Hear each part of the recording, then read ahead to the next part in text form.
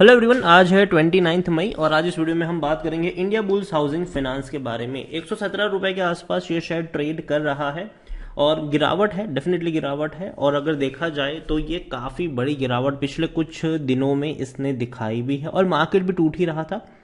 और राकेश झुनझुनवाला जी का एक बहुत बड़ा निवेश इंडिया बुल्स हाउसिंग फाइनेंस में देखने को मिल रहा है और हाल फिलहाल में उन्होंने अपनी होल्डिंग यहाँ पर बढ़ाई भी है। देखो, बहुत बड़ा गेम उन्होंने खेला है, वो भी डिस्कस करेंगे। लेकिन उससे पहले अगर आपने अभी तक चैनल को सब्सक्राइब नहीं किया है तो प्लीज़ अभी इसे सब्सक्राइब कर लीजिए, क्योंकि आगे भी बहुत सारे वीडियोस हैं जो आपको काफ़ी ज़्यादा हेल्प करेंगे। तो 117 रुपए के आसपास शेयर ट्रेड कर रहा है इंडिया बुल्स हाउसिंग फाइनेंस का और एक महीने में देखें तो 22 से 23% की लगातार गिरावट है। हालांकि एक झटके में गिरावट आई थी, अगर आप देखो तो 111 रुपए तक चला गया था शेयर। बाद में अगर लंबे समय से कंसोलिडेट कर रहा है, ये 150 रुपए से टूटकर नीचे जरूर आया है और एक साल में 47% की गिरावट है।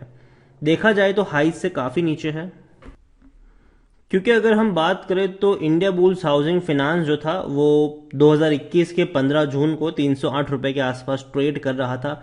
वहां से तो बहुत बड़ी गिरावट आप कह सकते हो कि देखने को मिली है और जिस प्राइस पे ट्रेड कर रहा है वो एक साल का सबसे बड़ा लो के आसपास ही है। 5 साल की बात करें तो देखो, कोविड के वक्त जब गिरावट आई थी तो 90 रुपए तक ये शेयर टूट गया था, 90 रुपए तक। उसके बाद बड़ा बाउंस बैक आया था, 300 रुपए तक भी शेयर गया था, लेकिन उसके बाद अगर देखें तो ये लगातार टूट रहा है और डेफिनेटली शेयर बहुत बड़े लेवल से टूटकर नीचे आया है। 1,400 रुपए के आसपास का लेवल था, लगातार टूटता रहा। कई ज्यादा एलिगेशन इस कंपनी के ऊपर लगते रहे और शेयर टूट के बर्बाद होता रहा।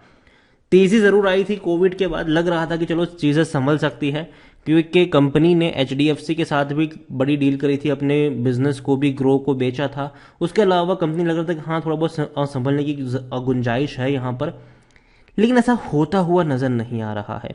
दूसरी चीज अगर हम देखें तो कंपनी के जो प्रॉफिट्स है और रेवेन्यू है वो लगातार टूट रहे हैं, ये एक कंसर्न जरूर है। और जहां तक बात करें हमारे बिग बुल राकेश झुनझुनवाला जी की, जहां तक अगर हम बात करें तो आपको पता हो तो उन्होंने जब खरीदारी करी थी तब वो शेयर था वो 200 रुपए के भी नीचे ट्रेड कर रहा था और बहुत बड़ी क्वांटिटी तब उन्होंने खरीदी थी। लेकिन हुआ क्या, हुआ ये कि अगले ही क्वार्टर में जब शेयर 300 के करीब पहुंच गया तो उन्होंने अपनी आधी से भी ज्यादा होल्डिंग बेच दी एक ही क्वार्टर में। जनरली वो ऐसा करते नहीं है। जनरली राकेश झुनझुनवाला जब भी कोई शेयर खरीदते हैं तो लॉन्ग टर्म के लिए रखते हैं अपने पोर्टफोलियो में। हाँ, थोड़ा बहुत चेंजेस जरूर करते हैं, थोड़ा कम करते हैं, बढ़ाते हैं, लेकिन बहुत कम क्वांटिटी होती है। वो एक झटके में आधी होल्डिंग कभी नहीं बेचते हैं वो। लेकिन यहां पर उन्होंने एक ही झटके में आधी होल्डिंग बेच दी और बाकी की होल्डिंग को कंटिन्यू जरूर किया, ठीक है। लेकिन अभी क्या हुआ कि जब ये शेयर टूट रहा था, 150 रुपए के आसपास था, तो उन्होंने थोड़ी सी क्वांटिटी खरीदी है। लेकिन फिर भी नाम आता है कि भैया झुनझुनवाला जी ने खरीदारी करी है, राकेश जी ने खरीदारी करी है। लेकिन अगेन मैं कह दूं, देखो, मैं ये नहीं कह रहा हूं कि कंपनी यहां से रिवाइव हो जाएगी या बर्बाद हो जाएगी, लेकिन कंपनी का डाउनफॉल है, ठीक है। एटलीस्ट ऐसे में तो हाथ नहीं डालना चाहिए इंडिया बुल्स में। प्रमोटर ने बहुत बड़ी बिकवाली करी थी, तब से लेकर अब तक मैंने एक ही चीज कही है, मत खरीदना इसको। जब प्रमोटर बहुत सारी होल्डिंग बेचकर भाग रहे थे तब बहुत सारे न्यूज चैनल्स पे ये चर्चा चल रही थी कि अब इंडिया बुल्स हाउसिंग फाइनेंस 2.0 शुरू होने वाला है। तब भी मैंने कहा था कि मत खरीदना, क्योंकि देखो, प्रमोटर ने अगर खरीदा, बिकवाली करी भी थी, 21.69% की होल्डिंग एक ही झटके में 9.72% पर लेकर आ गए थे। तब कहा यह जा रहा था कि देखो, प्रमोटर ने बेचा है, लेकिन ब्लैक रॉक जैसा बड़ा ग्रुप आया है और बड़े ग्रुप्स आए हैं। लेकिन यहां पर अगर मैं देख रहा हूं तो जब प्रमोटर के पास 21.69% की होल्डिंग थी तब FIs के पास 27% की होल्डिंग थी, 2.44 म्यूचुअल फंड के पास थी। और यहां पर अगर आप देखो तो 29% ही रही 27 से FIs की। म्यूचुअल फंड की भी थोड़ी ही होल्डिंग बढ़ी थी, लेकिन खरीदारी ज्यादा किसने करी थी यहां पर? 38.78% की होल्डिंग रिटेलर्स की बढ़ के 47 पर आ गई थी और अभी उनकी 50 पर है। आप देख रहे हो यहां पर क्या हो रहा है गेम। अगर FIs खरीद भी रहे थे, ठीक है, तो FIs जहां पर थे उससे भी कम हो गए अब तो। सितंबर में जब प्रमोटर की 22% की होल्डिंग थी और FIs की 27 थी, अब तो वो भी कम हो गई, 26 आ गई। और खरीद कौन रहा है? रिटेल्स लोग यहां पर खरीद रहे हैं। 23.15% की होल्डिंग आ गई है, 33%, 10% की होल्डिंग आपने और हमने खरीदी है यहां पर। तो पहली चीज तो ये कि जो आर्ग्यूमेंट दिया जा रहा था कि भैया ब्लैक रॉक जैसा ग्रुप आ रहा है, बड़े फंड हाउस खरीदारी करे, तो वो पहली चीज वो बिल्कुल गलत थी यहाँ पर। ऐसा नहीं था कि बड़े फंड हाउस वाले खरीद रहे, आप और हम ही खरीद रहे थे यहाँ पर, ठीक है। ये मान के कि अब यहाँ पर 2.0 शुरू हो रहा है, 2.0 शुरू हो रहा है। अगेन प्रमोटर जब बड़ी क्वांटिटी बेचते हैं तब पहली चीज सबसे पहले कॉशियस होने की जरूरत होती है, क्योंकि अगर कोई दूसरा प्लेयर आता भी है, कोई फंड हाउसेस आता भी है, तो ये भी देखो कि वो कितना खरीद रहा है। प्रमोटर ने जितना बेचा उतना खरीदा कि नहीं उसने, वो भी एक क्रॉस चेक करना रहता है यहाँ पर। इतना ही नहीं, अगर मैं बात करूं इंडिया बुल्स हाउसिंग फाइनेंस को लेकर, तो इंडिया बुल्स हाउसिंग फाइनेंस में बेचने की सलाह कोई नहीं दे रहा है। देखो अब तो मैं भी नहीं दूंगा, क्योंकि ऑलरेडी बहुत ज्यादा पिट चुका है ये शेयर, तो अब बेचने की सलाह नहीं है। क्योंकि अगर इसका जो लो अगर हम देखें कोविड के वक्त, तो वो 90 रुपए के आसपास का था, ठीक है। 90 रुपए के आसपास इसका लो था कोविड के वक्त, और अब उससे ज़्यादा मुझे लगता है कि ये टूट सकता है। लेकिन हाँ, अगर मार्केट में हालत और ज़्यादा खराब रहे तो शायद वो भी हो सकता है। लेकिन अगेन मैं कहूँगा फ्रेश बाइंग तो यहाँ पर अभी के लिए नहीं करनी चाहिए।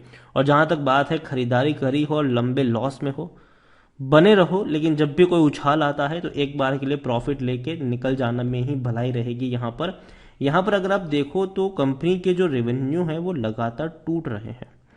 17,000 करोड़ के रेवेन्यू 10,000 करोड़ से भी कम पर आ चुके हैं, और प्रॉफिट भी अगर हम देखें तो वो और ज़्यादा टूट रहा है।